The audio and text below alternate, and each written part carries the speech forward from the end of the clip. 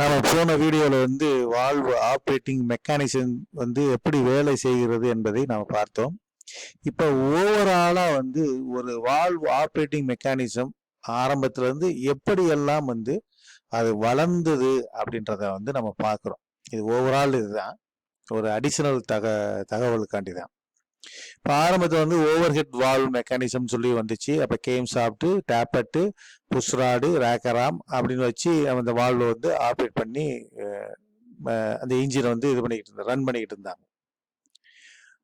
அப்போ அடுத்து இதில் உள்ள டிராபேக்கை வந்து நீக்கிறதுக்கு வந்து என்ன செய்கிறாங்க அப்படின்னா, இதில் நீங்கள் அந்த ஆரோவில் பார்த்தீங்கன்னா தெரியும், இந்த புஷ்ராடை வந்து நீக்கிட்டு நேரடியா என்ன செய்யறாங்க அப்படின்னா ஓவர் ஹெட், அதாவது கேம் சாப்பிட்ட வந்து கொஞ்சம் ஹெட்டுக்கு பக்கத்துல வந்து என்ன செய்யறாங்கன்னா பொருத்துறாங்க. பொருத்திட்டு புஷ்ராடை நீக்கிட்டு நேரடியா வந்து டேப்பட் மூலியமா அப்படியே ரேக்கராம ஆப்ரேட் பண்ணி வால்வ் வந்து ஆப்ரேட் பண்ணாங்க. இது ரெண்டாவது மாற்றம். அடுத்து என்ன செய்யறாங்கன்னா இதனுடைய தொடர்ச்சியா வந்து டேப்பட்டையும் வந்து என்ன செய்யறாங்க நீக்கிடுறாங்க. டேப்பட்டை நீக்கிட்டு ஒரு மாற்றம் வருது. அதுதான் வந்து என்னது அப்படின்னா over head camshaft mechanism அப்படின்னு சொல்றது. இப்போ இதுல வந்து என்ன செய்யறாங்க அப்படின்னா ஒரு சிங்கிள் கேம் சாஃப்ட் ஒன்று மாற்றுறாங்க. இது எபவ் வால்வுக்கு மேல, அதாவது எபவ் ஹெட்டுக்கு மேல வந்து மாற்றுறாங்க. ஹெட்டுக்கு மேல மாட்டும் பொழுது இதுலயும் வந்து என்ன செய்யுது, ரேக்கராம் வந்து யூஸ் பண்றாங்க. அப்ப ரேக்கராம் யூஸ் பண்ணி நேரடியாக வந்து கேமானது ரேக்கராம் ஆப்ரேட் செஞ்சு வால்வை வந்து ஆப்ரேட் செய்கிற மாதிரி கொண்டு வர்றாங்க. அதை தான் நம்ம பார்த்தோம், நம்ம single overhead mechanism camshaft மெக்கானிசம்னு சொல்லி பார்த்தோம். அதன் அடுத்த ஒரு மாற்றம், இதையும் ஏண்டா அப்படின்னு பார்க்கும் பொழுது அடுத்து என்ன செய்யறாங்க அப்படின்னா கொஞ்சம் ஸ்டிஃபா இருக்கிறது மாதிரி இந்த ரேக்கராமுக்கு மேலேயே வந்து என்ன செய்யறாங்க அப்படின்னா கேம் சாஃப்டை வந்து மாட்டினாங்க அடுத்து. அப்ப ரேக்ராமுக்கு மேலேயே இருந்து ஆப்ரேட் பண்ற மாதிரி இது கொஞ்சம் ஸ்டிஃபான மெக்கானிசம், கொஞ்சம் அப்படியே இறுக்கமான ஒரு மெக்கானிசமா இருந்துச்சு. இதுல வந்து இது வந்து என்ன அப்படின்னா அட்ஜஸ்ட் பண்ணக்கூடிய ஒரு லேஷ், ஹைட்ராலிக் லேஷ் அட்ஜஸ்டர் அப்படின்னு சொல்லுவாங்க. இது கொஞ்சம் ஸ்டிஃபா இருக்கும். அடுத்து பாத்தீங்கன்னா இந்த ஆரோல பாத்தீங்கன்னா இந்த ரேக்கராமையும் எலிமினேட் பண்றாங்க. அதுதான் வந்து என்னது அப்படின்னா double overhead camshaft mechanism. நேரடியாவே கேம் மூலியமாகவே என்ன செய்யறாங்கன்னா வால்வா ஆப்ரேட் பண்றாங்க. இதனுடைய வளர்ச்சி இப்ப மாடர்ன் ட்ரெண்ட்ல மேக்சிமம் இருக்கிறது வந்து இந்த இது பொதுவா வந்து இந்த டபுள் ஓவர் ஹெட் கேம் சாஃப்ட்ன்றது வந்ததே வந்து என்ன அப்படின்னா, ஒரு சிலிண்டருக்கு 4 வால்வுகளை யூஸ் பண்ணும் பொழுது இந்த மெக்கானிசம் மட்டும்தான் நம்ம வந்து என்ன செய்ய முடியும், யூஸ் பண்ண முடியும். இதனுடைய ஒரு அட்வான்டேஜ் என்ன அப்படின்னா, நேரடியாவே ஆப்ரேட் பண்ணுது. ஆப்ரேட் பண்ணும் பொழுது ஹையஸ்ட் ஸ்பீடுக்கு வந்து நல்ல இன்ஜினுடைய பெர்ஃபார்மன்ஸ் வந்து என்ன செய்யும்னா நல்லா இருக்கும். ஏன் அப்படின்னா நேரடியாவே ஆப்ரேட் செய்கிறதுனால. இதுல வந்து பக்கெட் டேப்பட் அப்படின்னு சொல்லி நம்ம ஏற்கனவே பார்த்துட்டோம். அந்த டேப்பட் வந்து இதுல யூஸ் பண்ணுவாங்க. அடுத்ததா நம்ம பார்க்க போறது வந்து வால்வு கிளியரன்ஸ் இல்ல டேப்பட் கிளியரன்ஸ், அப்படி இல்லாட்டினா வால்வு லேஷ். இப்படி எல்லா இந்த 3 பேர்லயும் நம்ம சொல்லலாம். ஒன்னு வால்வு கிளியரன்ஸ் சொல்லலாம், அல்லது டேப்பட் கிளியரன்ஸ் சொல்லலாம். அப்படி இல்லை அப்படின்னா வால்வு லேஷ் அப்படின்னு சொல்லலாம். இந்த கிளியரன்ஸ் அப்படின்றது வந்து என்ன அப்படின்னா, வால்வு ஆப்ரேட்டிங் மெக்கானிசத்துல வந்து ஒரு சின்ன கிளியரன்ஸ் வந்து கொடுப்பாங்க. இது எதுக்கு கொடுக்குறாங்க அப்படின்னா, பொதுவா நம்ம ஏற்கனவே படிச்சிருக்கோம், ஹீட்னால மெட்டல்கள் வந்து எக்ஸ்பான்ஷன் ஆகும் அப்படின்றத நாம வந்து படிச்சிருக்கோம். அதனால அந்த எக்ஸ்பான்ஷன் ஆகும் பொழுது அதுல ஒரு சில மாற்றங்கள் வந்து ஏற்படும். அதாவது இன்ஜின்ல வந்து அது வந்து சரியா அந்த கிளியரன்ஸ் கொடுக்காட்டி அப்படின்னா என்ன செய்யும் அப்படின்னா, இன்ஜின் ஓடுறதுல வந்து ஒரு சில மாற்றங்கள் ஏற்படும். அது வந்து இன்ஜினுக்கு வந்து அவ்வளவா நல்லதில்லை அப்படின்றதுனால ஒரு சின்ன கிளியரன்ஸ் வந்து கொடுக்குறாங்க. அது பொதுவா வந்து வால்வு டேப்பட்டுக்கும் வால்வு ஸ்டெம்முக்கும் வந்து ஒரு சில மெக்கானிசம்ல கொடுப்பாங்க. அது எது, இந்த சைடு வால்வ் மெக்கானிசம் இருக்குல்ல, அதுல வந்து டேப்பட்டுக்கும் வால்வு ஸ்டெம்முக்கும் இடையில கொடுப்பாங்க. இதே இது வந்து ஓவர் ஹெட் வால்வ் மெக்கானிசமா இருந்துச்சுன்னா வால்வு டிப்புக்கும் ரேக்கராமுக்கும் இடையில வந்து என்ன செய்வாங்க அப்படின்னா ஒரு சின்ன கிளியரன்ஸ் மீன்ஸ் இடைவெளி வந்து கொடுப்பாங்க. ஏற்கனவே பார்த்தோம் வால்வு டேப்பட் கிளியரன்ஸ் அல்லது வால்வு லேஷ் அப்படின்னு சொல்லி. அப்ப இது எல்லாமே கேம் சாப்பிட்டு டேப்பட்டு புஷ்ராடு ரேக்கராமு வால்வு டிப்பு வரைக்கும் வந்து இறுக்கமா இருந்துச்சு அப்படின்னா எக்ஸ்பான்ஷன் ஆகும் பொழுது ஹீட்னால, ஏன் அப்படின்னா வால்வு வந்து டைரக்டா எதிர இருக்கு, கம்பஷன் சேம்பர்ல இருக்குது. அப்ப கம்பஷன் சேம்பர்ல இருக்கும் பொழுது அதனுடைய லென்த்துக்கு வந்து என்ன செய்யும், எக்ஸ்பான்ஷன் ஆகும். அப்ப எக்ஸ்பான்ஷன் ஆகும் பொழுது ரேக்கராம அதால என்ன செய்ய முடியாது, அமுக்க முடியாது.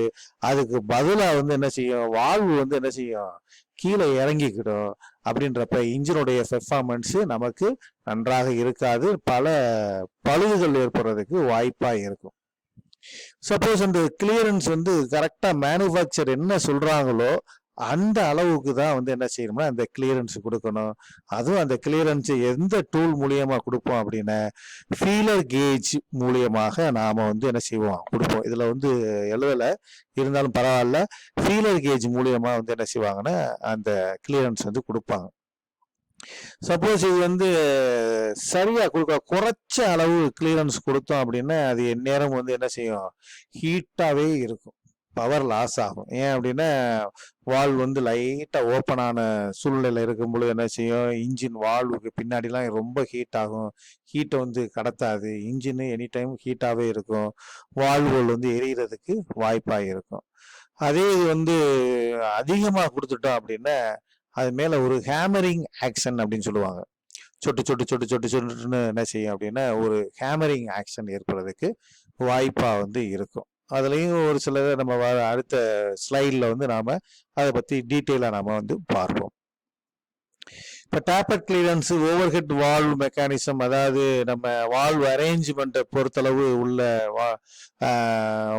வால்வ் மெக்கானிசத்துக்கு வந்து ஓவர் ஹெட் வால்வ் மெக்கானிசம் அப்படின்னா இந்த இருக்கு வால்வு டிப்பும் ரேக்கர் ஆமுக்கும் இடையில கொடுக்கக்கூடியதுதான் டேப்பட் கிளியரன்ஸோ அல்லது வால்வ் கிளியரன்ஸ் எது வேணாலும் சொல்லலாம். இந்த ரெண்டுக்கும் இடையில வந்து என்ன செய்வாங்க அப்படின்னா ஃபீலர் கேஜ் மூலியமா கொடுக்கக்கூடியது ஓவர் ஹெட் வால்வ் மெக்கானிசத்துக்கு. இதே நீங்க சைடு வால்வ் மெக்கானிசத்துக்கு பாத்தீங்க அப்படின்னா கேமு டேப்பட் இருக்கு.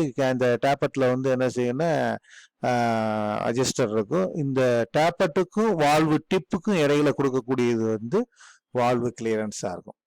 இதுல வந்து முன்ன பின்ன கூட்டி குறைக்கிறது வந்து இந்த அட்ஜஸ்டிங் ஸ்க்ரூ இருக்குல்ல, அந்த அட்ஜஸ்டிங் நட்டு இருக்குல்ல, இதை லூஸ் செய்து என்ன செய்யலாம் அப்படின்னா நாம இந்த கிளியரன்ஸ் வந்து கூட்டலாம் குறைச்சிக்கலாம். அதே மாதிரி இதுலயும் வந்து ஒரு போல்ட் இருக்கும், இதுல ஒரு லாக் நட் இருக்கும். இந்த லாக் நட்டை லூஸ் பண்ணிட்டு இந்த போல்ட்டை மேலையும் கீழையும் ஏற்றி இறக்கிக்கலாம். அப்படி இறக்கும் பொழுது இந்த கிளியரன்ஸ் வந்து நம்ம கூட்டி குறைக்கலாம். இது எல்லாத்தையுமே எதன் மூலியமா கொடுக்க முடியும், ஃபீலர் கேஜ் மூலியமாக தான் நாம வந்து வால்வு கிளியரன்ஸ் கொடுக்க முடியும். அப்ப வால்வு கிளியரன்ஸ்ன்றது வந்து இன்சஃபிசியன்ட் வால்வு லேஷ். ஒவ்வொரு நாள் வந்து நம்ம பேரை மாத்தி மாத்தி கொடுக்குறேன், அது வந்து உங்களுக்கு புரியணும் அப்படின்றதுக்காண்டி. சப்போஸ் இன்சஃபிஷியன்ட்னா குறைச்சி கொடுக்குறோம் அப்படின்னா என்னென்ன நடக்கும் அப்படின்னா ஹீட்டை வந்து டெசிபேட் பண்ணாது. ஹீட்டை ஏன் டெசிபேட் பண்ணாது, வால்வு எக்ஸ்பான்ஷன் ஆகும்போது என்ன செய்யும், ஆட்டோமேட்டிக்காக வால்வு சிறிது கீழே இறங்கின மாரிக்கே இருக்கும். நம்ம ஏற்கனவே வால்வுல படிச்சிருக்கோம், வால்வு ஹீட்டை வந்து வால்வு சீட்டு வழியாக தான் என்ன செய்யும் அப்படின்னா கடத்துதும், வாட்டர் ஜாக்கெட்டுக்கு கடத்தும் அப்படின்னு சொல்லியிருக்கோம். அப்போ லைட்டாக வால்வு வந்து ஓப்பன் பண்ண பொசிஷன்ல இருந்துச்சு அப்படின்னா சீட்டோட அது என்ன செய்யாது, உட்காராது. அப்படின்றப்ப ஹீட்டை வந்து டெசிபேட் பண்ண முடியாது, கடத்த முடியாது. அடுத்ததா வந்து எக்ஸாஸ்ட் வால்வ் வந்து ஓவரா ஹீட் ஆகுறதுக்கு வாய்ப்பா இருக்கும்.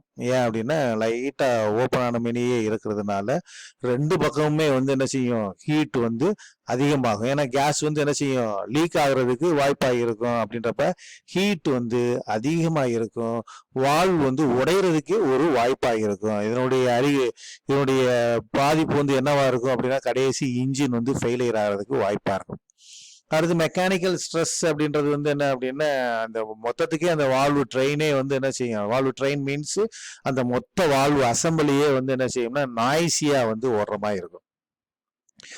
இது அடுத்த ஒரு ப்ராப்ளம் என்ன அப்படின்னா கரெக்டா வந்து க்ளோஸ் ஆகாது, டஸ் நாட் க்ளோஸ் ப்ராப்பர்லி. ஏன்னா நம்ம படிச்சிருக்கோம், ஏன்னா அது வந்து எக்ஸ்பான்ஷன் ஆகும்பொழுது வால்வு வந்து க்ளோஸே ஆகாது.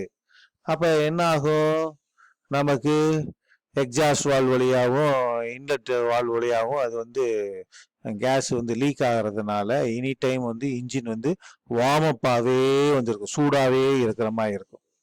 அதே சமயம் சக்ஷன் ஸ்ட்ரோக் அப்போ என்ன செய்யும்னா எக்ஸாஸ்ட் வால்வு வழியாக உள்ள கேஸையும் ஃப்ளேமையும் வந்து என்ன செய்யும் சக் பண்ணி இன்லெட்டு ட்ராக் வழியாக என்ன செய்யும்னா ஃபயர் ஆகுறதுக்கு வாய்ப்பு இருக்கும். அது வந்து பேக் ஃபயர்னு அப்படின்னு சொல்லுவாங்க. அப்போ என்ன செய்யும் அப்படின்னா இன்லெட் ட்ராக் வழியாக அதிகபட்சம் ஃபயர் ஆகிறதுக்கு வாய்ப்பு இருக்கும். அப்போ கேஸும் வந்து கம்ப்ரஷன் ஸ்ட்ரோக் அப்போ கேஸும் வந்து லீக் ஆகிற மாதிரி இருக்கிறதுனால மொத்தத்துக்கு இன்ஜினுடைய அவுட்புட் வந்து கட்டாயம் வந்து என்ன செஞ்சிடும் குறைந்து விடும், கட்டாயம் குறைஞ்சிரும். அப்ப நமக்கு புவர் எமிஷன் பிஹேவியர், இப்ப இதுக்கு க்ளோஸ் ஆகாதனால நமக்கு அந்த எமிஷன் மாசு வந்து அதிகமா இருக்கும். அந்த இதுல constant leakage of hot gas, அதாவது எனி டைம் வந்து என்ன செஞ்சுக்கிட்டே இருக்கும்னா எக்ஸாஸ்ட் வால்வ் வழியா லீக் ஆகிறதுனால அப்ப ஹெட்டுக்கு முன்னாடியும் ஹீட்டா இருக்கும், வால்வுக்கு பின்னாடியும் எனி டைம் ஹீட்டா இருக்கிறதுனால வால்வு எரியறதுக்கு வாய்ப்பா இருக்கும், வால்வு சீட்டும் எரியறதுக்கு வாய்ப்பா இருக்கும். அதான் வால்வு பர்ன் அப்படின்னு சொல்லுவாங்க. பர்ன் எரிதல் அப்படின்னு. அப்ப ரெண்டு பக்கமுமே போய் எரிஞ்சு எரிஞ்சு எரிஞ்சு என்ன செய்யும்னா வால்வு வந்து பர்ன் ஆகுறதுக்கு வாய்ப்பா இருக்கும். எக்ஸசிவா கொடுக்குறோம், அதாவது கிளியரன்ஸ் வந்து அதிகமா கொடுத்துட்டோம் அப்படின்னு வச்சுக்கோங்களேன். அப்ப வந்து என்ன செய்யும் அப்படின்னா இது ஓப்பன் ஆர் க்ளோஸ் ஆகுறது வந்து என்ன செய்யும்னா ஷார்ட் டைமுங்க. அப்போ ஓப்பன் ஆகுறது வந்து என்ன செய்யும் அப்படின்னா ரொம்ப குறைச்சிதான் ஓப்பன் ஆகும். அப்ப சஃபிசியண்டா நமக்கு வந்து ஏர் ஃபியூல் மிக்சரோ இல்லை எக்ஸாஸ்ட் கேஸ் வெளியே போறதோ என்ன செய்யாது, இருக்காது. அப்ப ஆட்டோமேட்டிக்கா வால்யூமெட்ரிக் எஃபிசியன்சி வந்து நமக்கு குறைச்சி ஆயிரும். குறைச்சி ஆச்சுன்னா மொத்தத்துக்கு அவுட்புட் பவர் ஆனது வந்து என்ன செஞ்சிடும், குறைஞ்சிரும். புரியுதா?